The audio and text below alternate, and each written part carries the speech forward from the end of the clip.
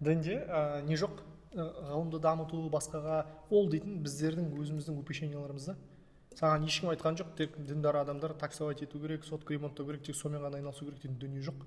Өзің салаңда маман бол, дамыт. Себебі неге бүкілі бастапқы уақыттардағы неден ислам мемлекеттерінен шықты ғалымдар барлығы, мұсылмандардан шықты ғой. Кейіннен сол шеңберде қалып қойдық, болды, әрі қарай дамытқан жоқ ол нәрсені.